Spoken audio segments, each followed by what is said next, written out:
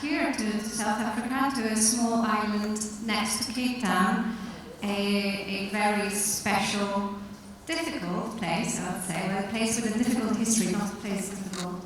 But Thomas and Mariki going to tell us more about the collaboration that they are currently setting up to support the archives of the Robben Island. And I had the opportunity to visit the place on Sunday. It is indeed special, so I cannot wait to hear more about it. Thank you, that's a lovely hint. Unboxing Mayibuye Access to Digital Heritage. Thomas, Mariki, the floor is yours. Thank you, Maya. So, hello everyone, and thank you for joining us this morning for this presentation dedicated to the Unboxing Mayibuye Access to Digital Heritage Project. My name is Thomas, I'm a project manager at INA, and this is Mariki, which is in charge of the Mayibuye collections into Robben Island Museum. We will be your speakers for this 30-minute session, and at the end of which we hope to be able to set aside a few minutes for a Q&A session. If we are a bit longer than expected, please feel free to come back to us or to the other team members that you can see in this room. So for this presentation, there is a program. We will begin with a brief presentation of our institutions before delving into the Mayibuye collections, and finally we will consider the project structure and its objectives. So now I give the floor to Mariki, who will introduce what Robben Island Museum.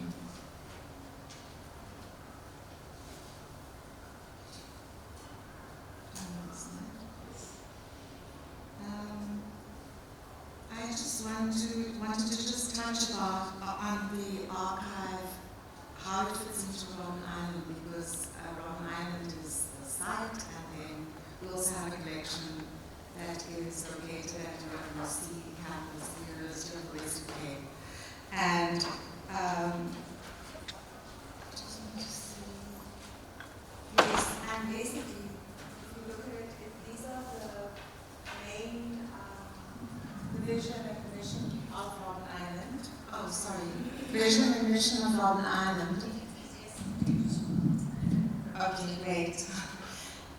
Is basically, it's about memorialization and to promote the unique universal symbolism of the triumph of the human spirit over adversity and injustice, using both tangible and intangible resources. So it's lifelong learning, principles of human rights, and kind of reflection on that's sort of linked to the site. But the collections link to this as well. When I get to that side, speaking about them, you'll see that that's, it kind of embodies the same spirit as the site.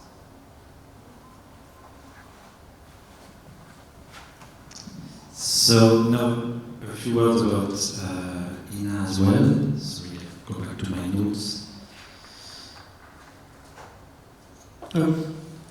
So the French National Audiovisual Institute is a public institution under the supervision of the French Ministry of Culture.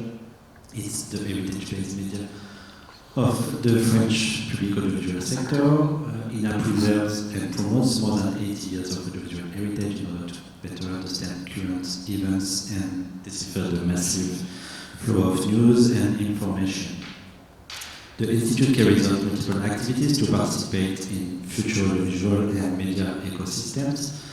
It creates, produces, and broadcasts its own programs and content, includes a research and innovation center, a professional training center, higher education school, and offer consulting services. At the international level, INA carries its public service values by sharing its expertise and experience with its European and international partners, notably in the framework of cooperation project funding by French and international funders like the French Ministry of Foreign Affairs, the French Development Bank, or the European Commission.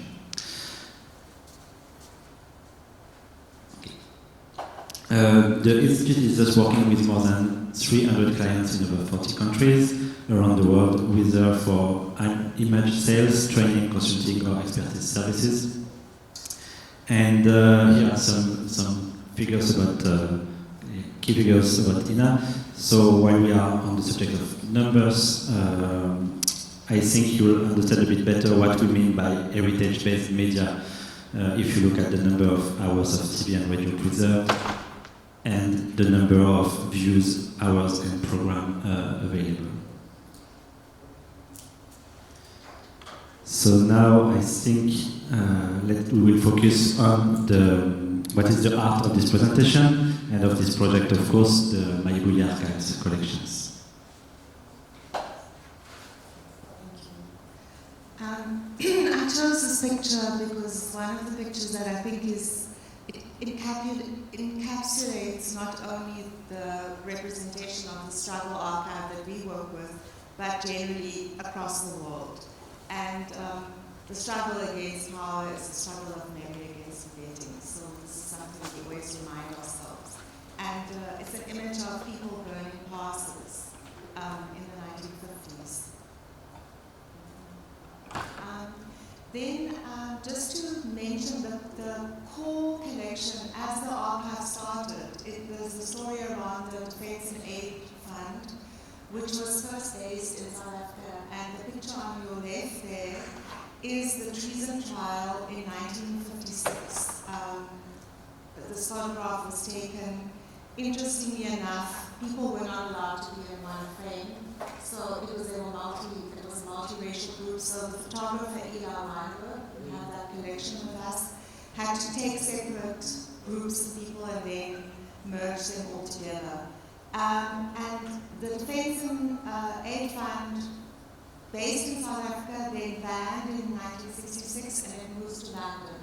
And in London, it sets up a huge project, not only to fund people's trials and to support the families, but also to run an international campaign, which here you can see one of the samples of the kind of work they did across the world. Together with many other organizations, they campaigned against apartheid across the world. Just images from the archive, we can just carry on. And then, as you saw Mandela, on the other side was the part of the movement that split away was the PAC, Pan-African Organization, in South Africa. And interestingly, you can see the guy with the camera running around taking pictures.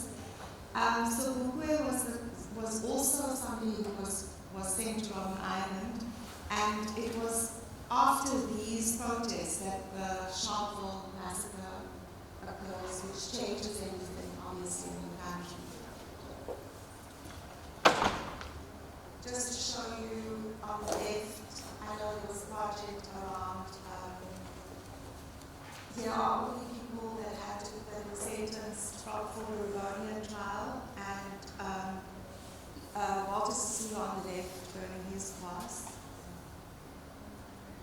And then obviously Robben Island becomes a place that is engraved in people's South Africans' minds because the leaders are sent there. And the one person on the previous picture was sent to Pretoria Central because he happened to be white. So apartheid in action.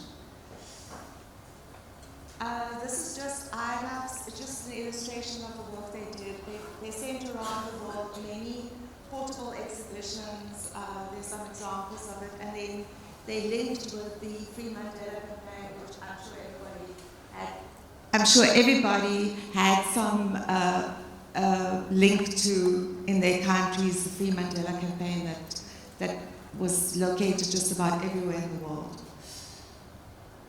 And then the IFTA in 1990, when the liberation happens in the sense that all the anti-apartheid organizations are unbanned, there's a decision made that IFTA in London will close its doors. On the picture you see on the left-hand side, students at the University of Western Cape were very active in fighting the system. On the right, on this side, you see Jake Scrabble, who was the director at the time, and Trevor Huddleston, who was the patron of IFTA, a decision is taken that the collection will be sent back to South Africa, and it's decided that the University of the Western Cape would be the best home for it, and that is how initially the Mayibuye Archives starts. Then a project is developed for Robben Island to make it a heritage location, and the archive is then incorporated into the management of Robben Island, but with a strong link to retaining the link with UWC, and we are still located on the campus. Anything about this? That's just to show the different types of collections we've got. Historical papers, photographs, audiovisual, art and artifacts. Just the space. And then these are just showing some of the photographic things. We can just move along, Thomas. Just wanted to show some images. It's from the mid-1940s to 1994 is the focus area that we have in our collection, of the photographic collection. Just the early, this is the later period actually in the 1980s.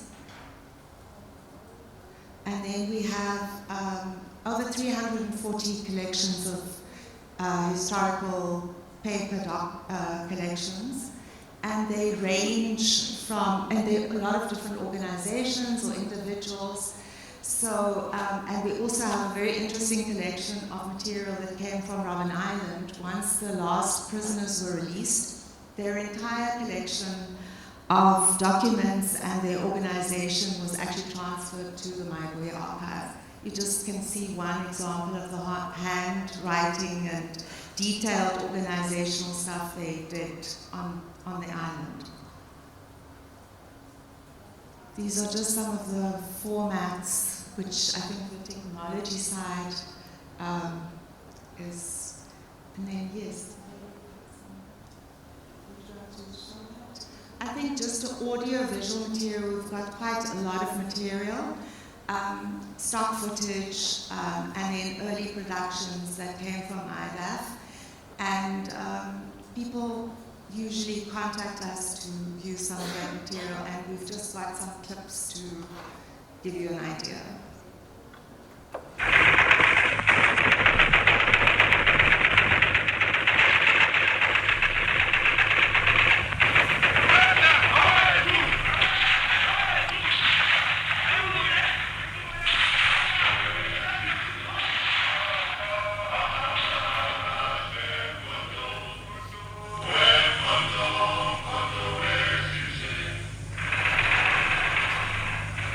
This is Radio Freedom, the voice of the African National Congress, South Africa's time-tested revolutionary movement, born of the people into the front line, to spearhead the people's struggle for the seizure of power from the oppressors, a product of the battles of the African continent for liberation. It is the voice of Umkhonto West Israel, the ever-heroic people's army that draws its combat traditions from Hinza, Shaka Mushweshwe, Sikukuni Ramabulani, Magigwani, and other great generals and warriors of our glorious history of resistance. Comrades and compatriots, duty calls, the battle lines are drawn. The African National Congress commands and urges all of us in this great year of unity in action to act for unity and as one, to engage the enemy in united mass action. Let this be the year of the most powerful offensive against the apartheid regime and its puppets.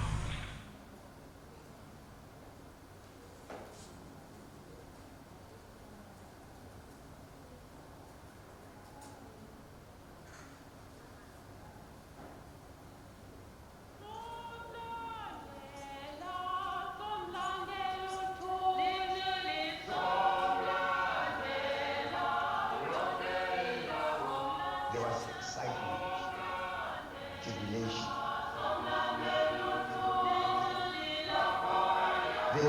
humiliation of women, singing of freedom songs.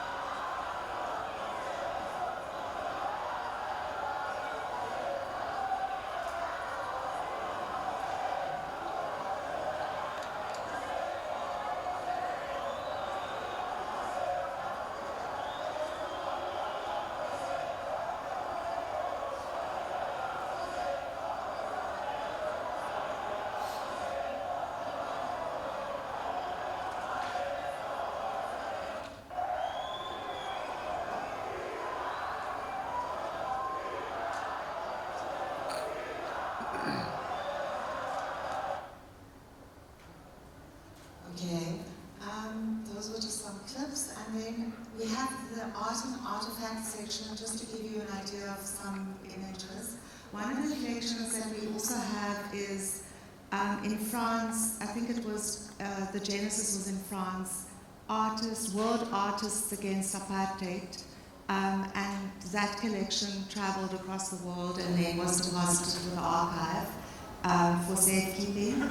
And you can see the handmade, the kind of posters that were just made overnight. There was an organization that trained people, and they always made posters and t-shirts, etc. So those are different kinds of items we have. And then these are just some more samples.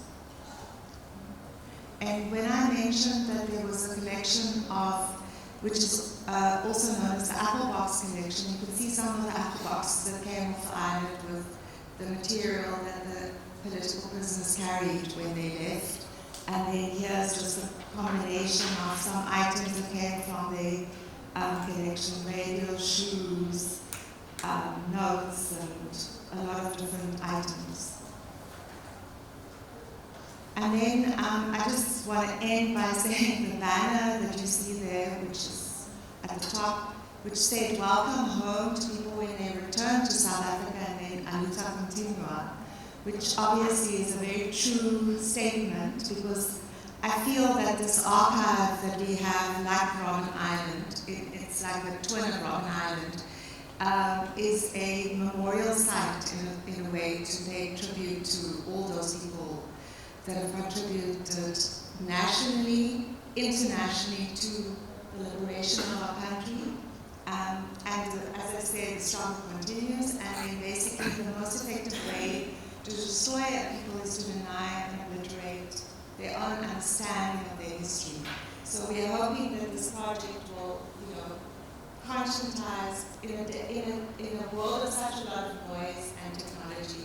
We will find a way to plant the seeds and not forget the struggles of our people that were before us. Thank you.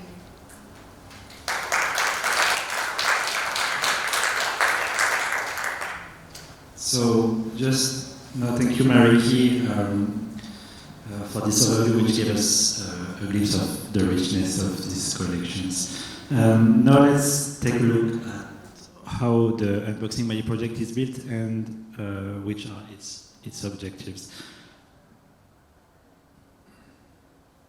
So 3 teams from RIM, from INA and AFD worked jointly to build a cooperation project which correspond to RIM's ambition and needs for the preservation, the management and the access to the Mayibuye collections.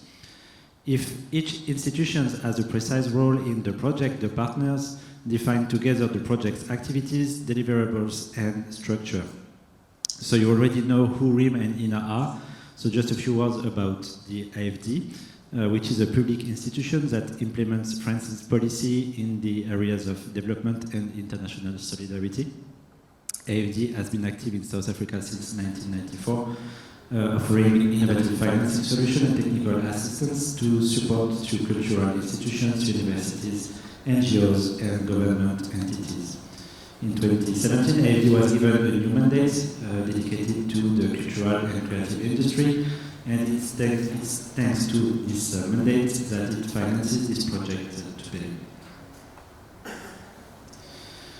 Yes, some key figures about the project. You will therefore have understood that the AFD is the founder, of course, of this project, for which a tripartite cooperation agreement has been signed in February 2021. It actually started almost a year later in March 2022 and will continue until the early 2025.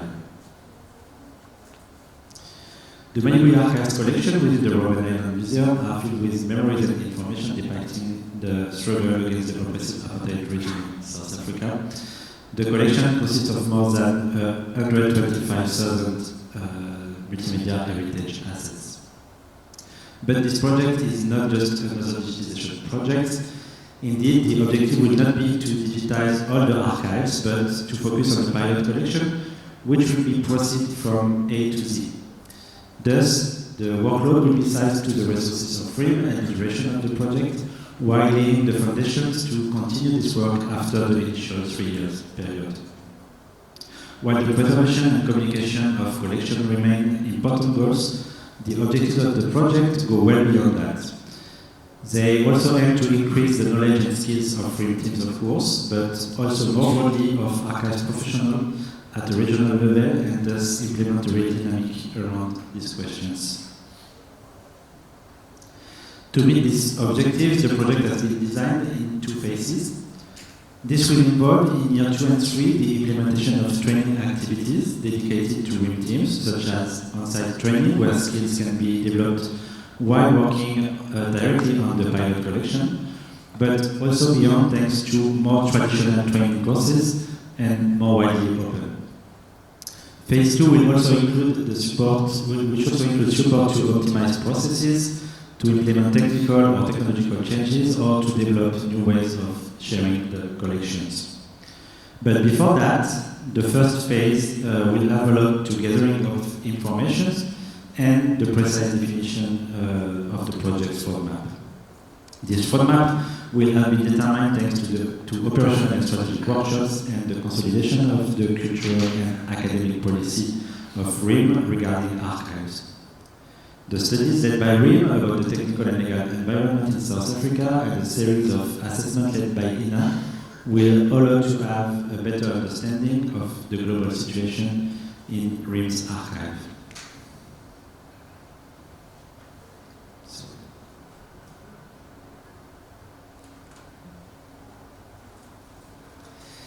Last April, the project moved into its operational phase with the assessments about the physical condition of the collections, the workflows, the promotion means used, the training needs, and much more. These assessments were carried out by experts from INA and French partners, and have already indicated that a lot has been done already to preserve, describe, and even digitize the collection, with already more than 180 terabytes of data stored. The analysis of the legal aspects, complex due to the nature of the collections, or the communication of the archives, are still in progress. This work relies on the great availability of the Mayibuye Archives teams, who open their doors wide and share their situation in total confidence with us. Thanks to all its activities and the strong involvement of each institution, the Unbox Mayibuye Project will have both short, medium, and long-term impacts from the preservation and access to RIM collection, with, for example, the digitization of the pilot collection, to the reinforcement of ring position as an experienced and 360 degrees archive center with the study of strategic documents or training materials. And we hope to be back in a few years to show you the effective results of this project. So thank you very much. I think we are perfect. And maybe I think we have a few minutes for Q&A session. Yes, we do. Thank you, Thomas. Thank you, Mariki. So are there questions in the room? I'll gladly begin. So this is really looks like a very impressive work and an amazing plan to carry them forward. I very much appreciate how you look at digitization, that it's leading into access.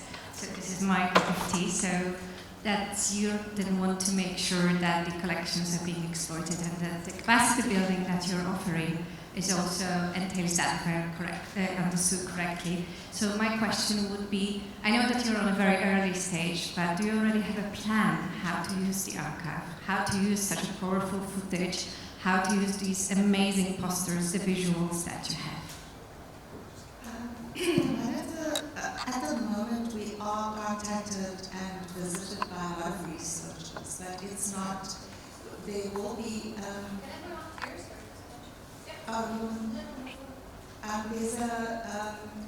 there'll be a new space on the campus that will basically bring all the collections and some academic projects together, which will even enrich it more internally and, unpack more of the collections and do background research, because there's so much that hasn't really been studied in depth. But our dream is that the online, after, during this process, that we work in also innovative and creative ways to tell stories online that will make it more accessible to younger audiences, and also to develop school, to enrich the curriculum of students. That's sort of where we're at the moment. We're kind of very small, if you compare their place to ours. It's that tiny, but there is quite a lot happening. Engagement with communities that keep on visiting us. We don't have the opportunity to go out to them as much as we'd like to, but they visit us a lot because they're connected to the archive. I don't know if that answers. Definitely, thank you. Yes, so I'm coming your way. Thank you for a very insightful presentation, one close to us South Africans' hearts. So Mariki, thank you very much for the work you're doing there. I'm interested in your result too, Thomas, that you showed there. How will that research be conducted in terms of skills and knowledge transfer? Is it countrywide? Is it internal? How do you intend, if it is countrywide, how do you intend to conduct that research? Did I understand correctly that's what you want to do? Yeah. Maybe Christine is our expert from the training part, so if she wants to answer. Yes, thank you, Thomas.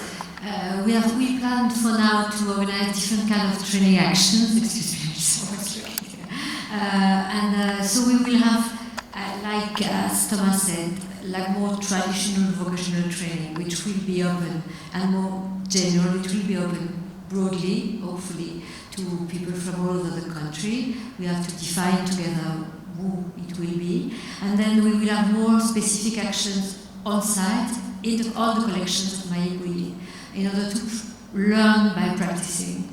For instance, if we organize a photo digitizing training action, it will be on the pilot collection, doing it together with a trainer and implementing as well methodology practices that will be left after the training course. So it will be something which be able to last after we leave.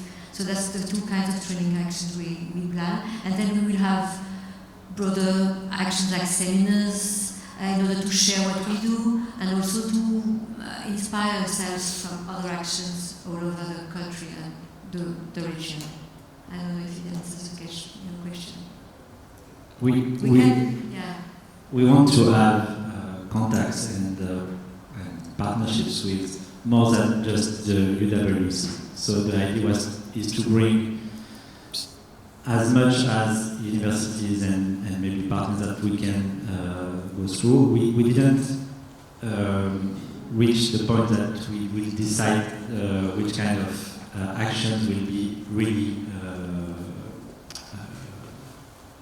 take after the first phase. So we don't really know yet which will be the training plan, but it will be defined at the end of the first phase, and then we will be more precise to answer you. But the idea is really to connect with other institutions, training centers in the South Africa, and maybe to connect a bit with, because this project is also supported by the French Institute in South Africa. So we also have connection with other French Institute in the Southern Africa region. So we will try to find a way to open more widely this training plans. Thank you, Mariki and Thomas. That was a very stirring presentation of a valuable collection. I just wondered, just in terms of your plans to go wider and involve more people, will you be involving kind of local expertise in the kind of unfolding of the project, whether it's digitization expertise or whatever? So, like for instance, even the systems that you set up for disseminating information or making it accessible and so on and so forth. Yeah, just. So we want to rely on the local experts as well. I mean, in the project we have to work with French expertise because it's one of the objectives also of the funder. But of course we rely on local expertise.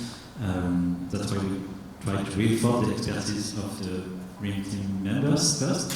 And of course for the studies, for example, from France we don't know very well the legal environment. It's a bit hard to have a precise view on which universities do what for this kind of issues. So we definitely will try to have more connection with local experts. And in the second phase, depending on what will be the conclusion of the first phase, we will, from the inner side, we will help the Mayibuye Archives and the RIM to connect with the experts that they need, and they probably will need experts from the area to maybe digitize a part of the collection or on the documentation. We don't know yet on which part. But yes, definitely we will work with the local expertise. I hope it answered your question. Just to add, I think the idea is to actually, through our Robben Island's website, etc., to actually track the project and, give some feedback as we go along. So it will be a good way of also seeing what kind of other